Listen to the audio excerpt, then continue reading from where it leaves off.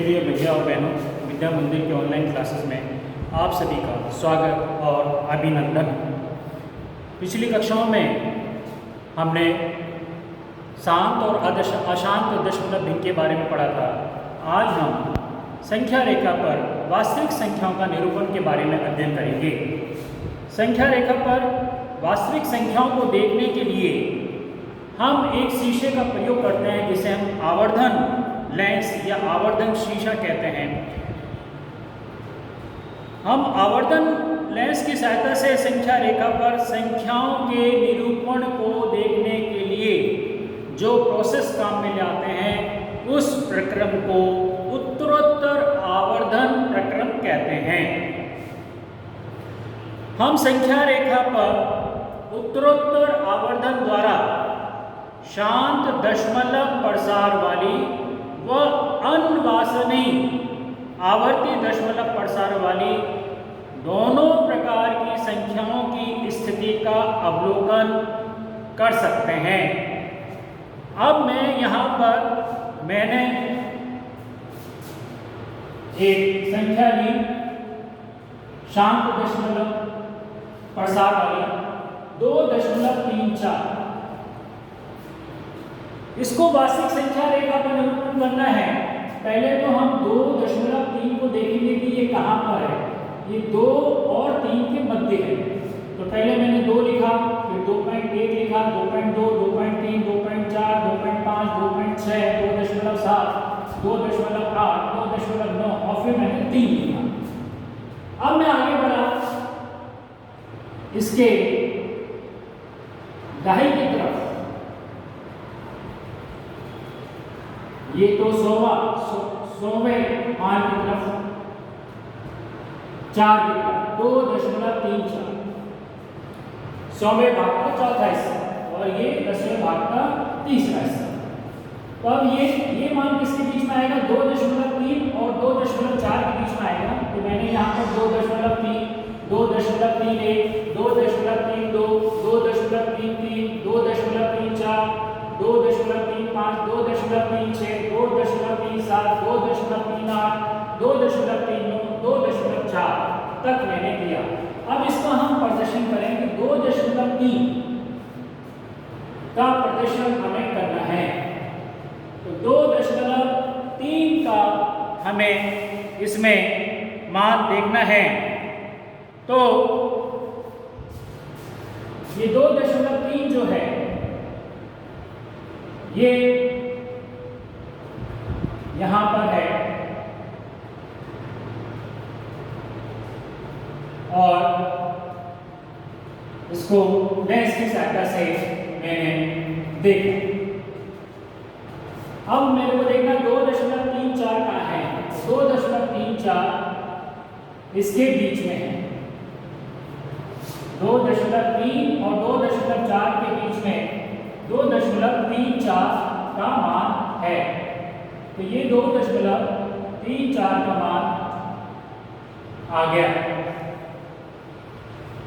इसी प्रकार से अब हम संख्या रेखा पर 2.55 को निरूपित करना चाहते हैं। 2.5 बार को निरूपित करना चाहते हैं। 2.35 बार। इसको हम लिख सकते हैं 2.355। ये अनवरत चलता रहेगा। अब यहाँ पर हम देखेंगे कि पहले 2.3 का है, ये 2.3 है और 2.35 का होगा 2.3 और 4 के बीच में होगा। ये 2.3 और 4 के बीच में होगा।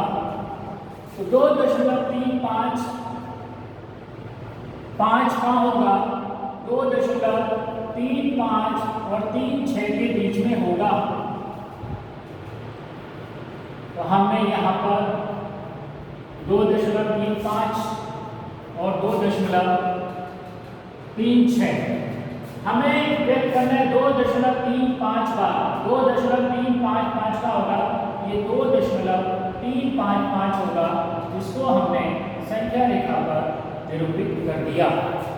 इस प्रकार हम संख्या रेखा पर वास्तविक संख्याओं का निरूपण कर सकते हैं। पीडीएफ में मैंने और भी उदाहरण भेजे हैं।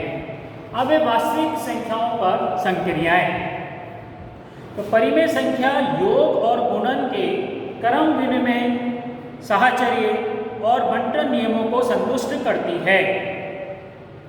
यदि हम दो परिमेय संख्याओं को जोड़ें, घटाएं या गुणा करें या भाग दें तो हमें परिमेय संख्या प्राप्त होती है। हर में हम शून्य को छोड़ देंगे। अपरिमेय संख्याएं भी योग और गुणन के क्रम विनिमय, साहचर्य और बंटन नियमों को संतुष्ट करती है। अपरिमेय संख्याओं के योग, अंतर, भागफल और गुणनफल सदा अपरिमेय नहीं होते हैं। अब हमें इसमें जांच करना है कि इसमें प्रश्न है कि जांच करो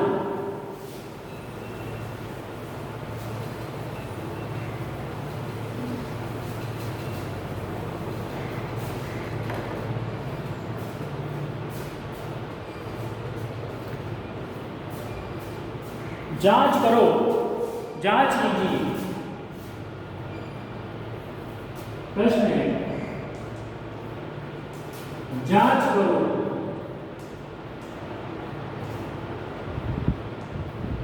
कि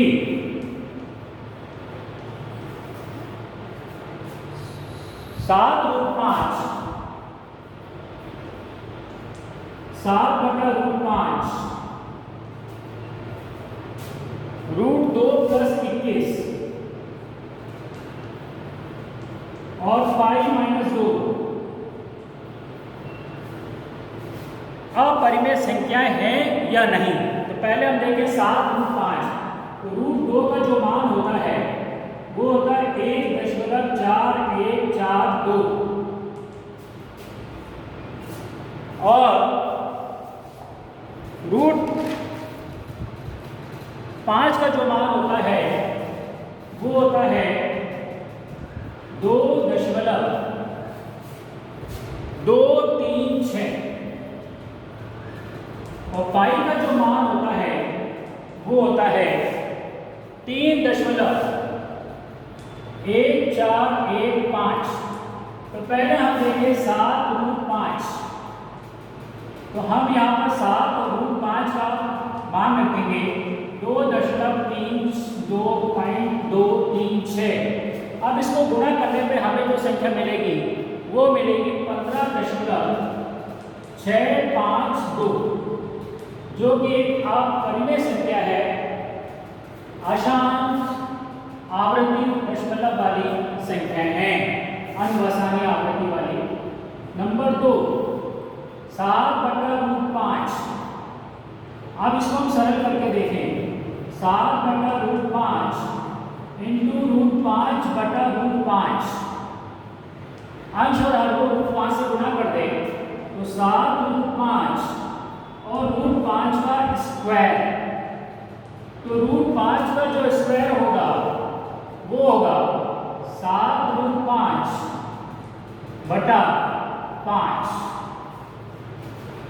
तो ये संख्या अब इसमें देखें कि मान रखें 7.236।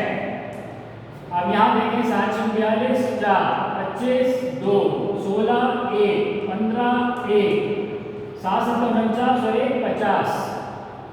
ये भी अशांत दशमलव भिन्न वाली संख्या है, अपरिमेय संख्या है। तीसरा उदाहरण हम देखते हैं। यहाँ पर तीसरा उदाहरण है कि √2 + 21। √2 का मान होता है 1.4142 प्लस 21। 21 और 1 22.4142। ये भी अपरिमेय संख्या है। चौथा हम देखें पाई - 2। तो पाई का मान होता है 3.1415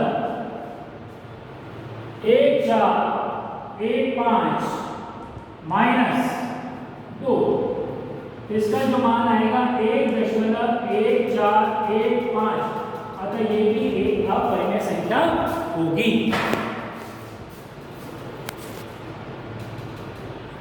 अब हम कुछ सर्व समीकरणों के बारे में अध्ययन करेंगे।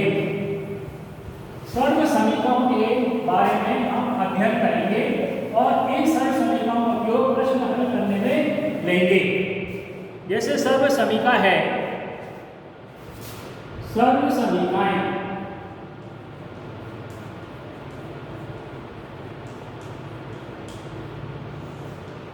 माना ए व बी धनात्मक वास्तविक संख्याएं हैं।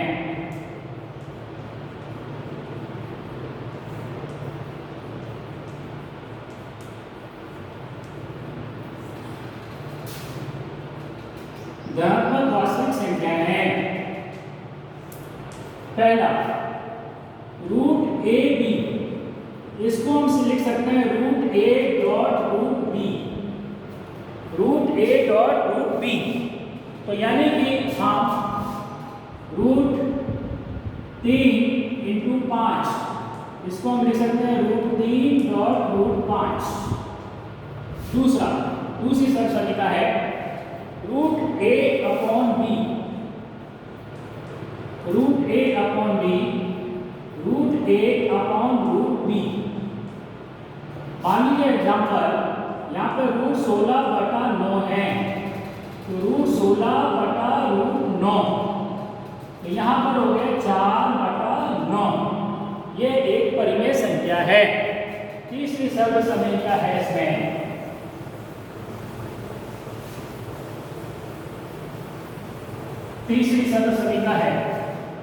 कि रूट ए प्लस बी और root A minus B, root A plus root B और root A minus B root B, तो ये बनेगा ए माइनस बी। सपोज यहाँ पर for example root 3 plus root 4 और रूट 3 माइनस रूट 4 है, तो ये हो जाएगा 3 माइनस 4, तो ये हो जाएगा -1, जो कि हमें ऋणात्मक पूर्णांक मिलेगा। चौथा है root A plus B root B और root A minus root B. तो आपने सब समीकरण पढ़ी होगी 8वीं कक्षा में, ए प्लस बी और ए माइनस बी होता है ए स्क्वायर माइनस बी स्क्वायर। तो सपोज यहाँ पर है 4 माइनस 2 रूट 4 माइनस रूट 2, यहाँ पे लिखा मैंने रूट 4 प्लस रूट 2 और रूट 4 माइनस रूट 2।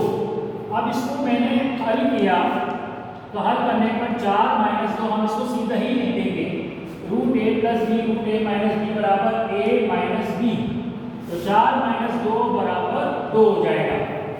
अब हम और सब समीकरण लेते हैं रूट ए प्लस बी और रूट सी प्लस डी। पांचवा root A plus root B और root C plus root D, इसको हम लिख सकते हैं root A root B plus root A B भी लिख सकते हैं, रूट ए डी भी लिख सकते हैं, रूट बी सी भी लिख सकते हैं, रूट बी डी भी लिख सकते हैं। अब जैसे फॉर एग्जाम्पल है root 5 plus root 2 root 3 plus root 4, ये एग्जाम्पल है। अब इसको हम सॉल्व करें तो रूट 5 और root 3, root 5 into 3, root 5 into 4, root 2 into 3 और रूट 2 इंटू 4। तो इसको हल करने पर आएगा रूट 15, रूट 20, रूट 6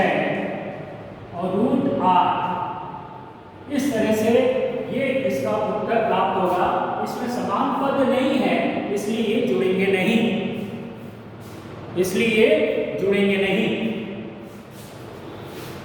अब एक और लेते हैं हम सर्व समीकरण, रूट ए माइनस बी का whole square, root A minus B का होल स्क्वायर, छठा root A minus B root B का whole square is equals to A minus 2 root A B plus B. मान लीजिए फॉर एग्जाम्पल है root 3 minus root 2 का whole square. अब यहाँ पर खाली ए पूछ रहा है तो रूट 3 ही लिखेंगे, खाली 3 लिखेंगे, माइनस 2 रूट ए भी 3 गुना 2 कर देंगे और बी का मान 2 लिख देंगे। यहाँ पर आएगा 3 माइनस 2 रूट 6 प्लस 2। अब यहाँ पर वर्गमूल है और यहाँ पर नहीं है तो दोनों पद जुड़ जाएंगे, 3 और 2 5 माइनस 2 रूट 6 आएगा। इसी तरह से एक सर्व समीकरण और है कि a plus B, a plus root B और c प्लस रूट बी। अब इसको हम गुणा करके लिखें तो A C plus A root B plus C root B plus root B गुना रूट बी।